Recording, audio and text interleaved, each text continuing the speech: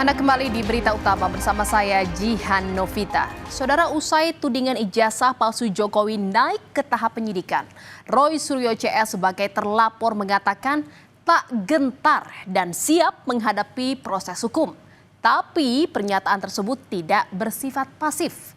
Roy Suryo CS tetap aktif dan bermanuver secara mencari bukti soal keaslian ijazah Jokowi. Bahkan Rismon Sianipar makin kencang menabuh genderang perang dengan melaporkan Jokowi ke Polda Daerah Istimewa Yogyakarta. 15 Juli kemarin, Rismon Sianipar melaporkan Jokowi di Polda Daerah Istimewa Yogyakarta.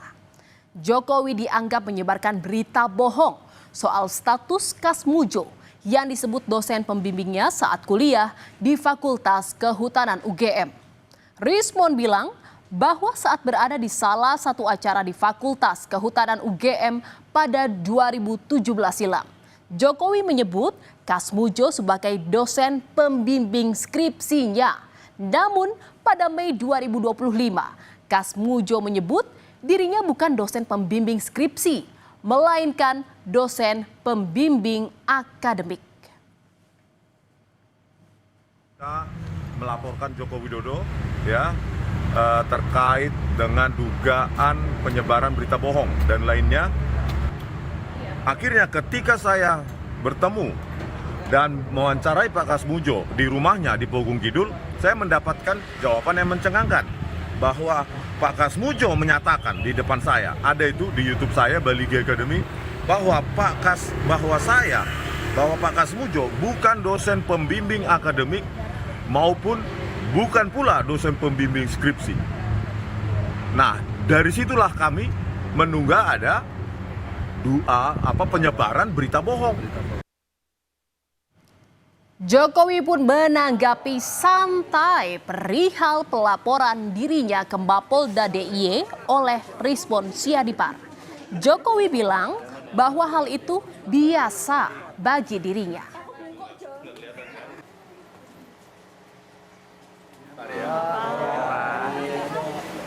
Biasa saja. Jadi Biasa saja.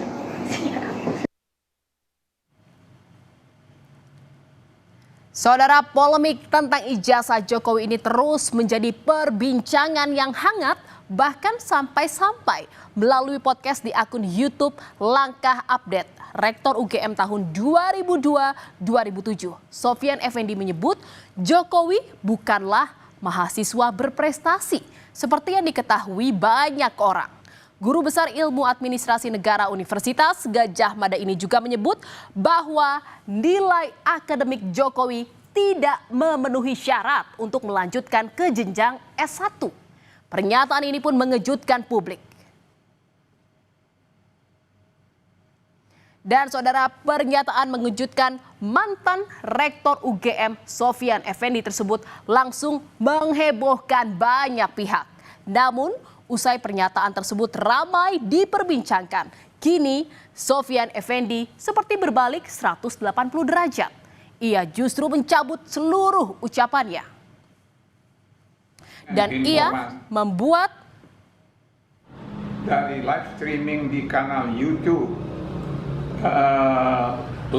berjudul Langkah Update tentang judul mantan Rektor UGM buka-bukaan pada tanggal 16 Juli 2025 tentang ijazah atas nama Bapak Joko Widodo.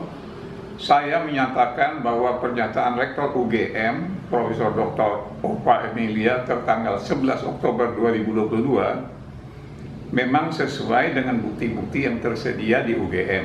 Sehubungan dengan itu, saya menarik semua pernyataan saya tentang dalam video tersebut, dan saya mohon agar wawancara dengan dalam kanal YouTube tersebut agar ditarik dari peredaran. Sementara itu, saudara, Universitas Gadjah Mada buka suara terkait pernyataan mantan Rektor UGM Sofyan Effendi soal keaslian ijazah Jokowi. Wakil Rektor UGM Ari Sujito bilang UGM sebagai institusi pendidikan sudah menjelaskan secara proporsional terkait ijazah Jokowi.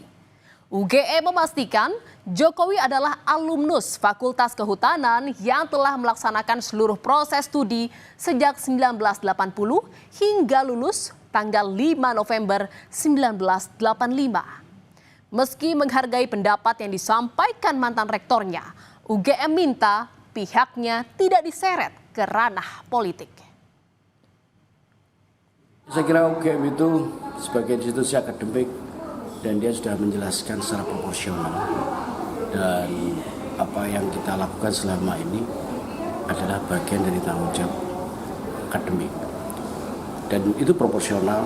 Dan kalaupun tiba-tiba Pak Sofyan buat podcast dan sebagainya dan kemudian minta maaf dan seterusnya, ya itu bagian dari juga tanggung jawab beliau gitu. Karena yang jelas jangan seret juga UGM pada urusan politik.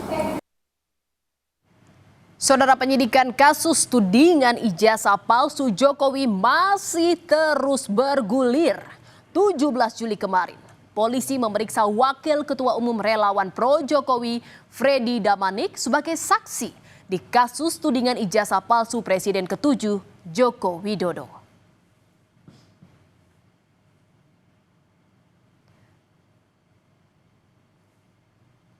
Tapi banyak kejutan besar dalam kasus dugaan ijazah palsu Jokowi.